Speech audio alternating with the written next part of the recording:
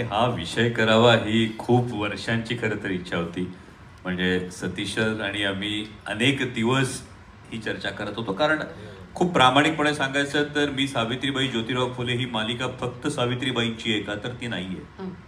म्हणजे उंबरठ्याच्या बाहेर पाऊल टाकून कर्तृत्वाच्या आकाशात भरारी घेऊ इच्छिणाऱ्या प्रत्येक स्त्रीची ही मालिका आहे. आपल्या लेकीच्या कर्तृत्वानं भारावून जाणाऱ्या प्रत्येक बापाची ही मालिका आहे. आणि आपल्या बहिणीच्या कर्तृत्वानं सुखावणाऱ्या प्रत्येक भावाची सुद्धा ही मालिका आहे. आणि नवऱ्याची सुद्धा. आणि त्यामुळे नवऱ्यावरची जबाबदारी वाढणार आहे.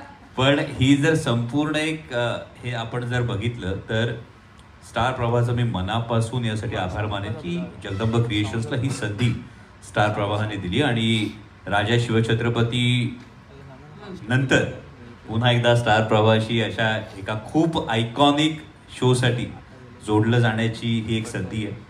निर्माता म्हणून हो, जगदंब क्रिएशन्ससाठी ही एक मोठी जबाबदारी आहे. कारण जेव्हा तुम्ही लार्जर दॅन लाईफ व्यक्तिरेखांविषयी मालिका साकारता तेव्हा तुम्हाला तो दैदिप्यमान इतिहास, तुम्हाला तो त्यावेळचा काळ उभा करणं आणि त्या पलीकडे जाऊन तो प्रेक्षकांना करमणुकीच्या स्वरूपात किंवा गोष्टीच्या रूपात सांगत असताना मूळ इतिहासाशी, मूळ व्यक्तिरेखांशी कुठेही प्रतारणा होणार नाही याची काळजी घेणं, असे ती दुधारी खरं तर तलवार असते.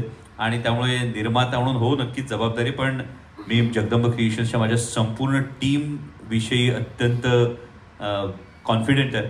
म्हणजे गंगावणे सर असतील, घनश्याम असतील, नितीन कुलकर्णी सर असतील, मला हा विश्वास आहे की हो, राजा शिवछत्रपतीच्या वेळी जसं एक आयकॉनिक एक कलाकृती ही सादर झाली होती, जगदंब क्रिएशन्स पुन्हा एकदा मी सावित्रीबाई ज्योतिराव फुले या निमित्तानं तशीच एक आयकॉनिक कलाकृती जी माझ्या प्रत्येक माता भगिनीच्या सन्मानाला केलेलं अभिवादन असेल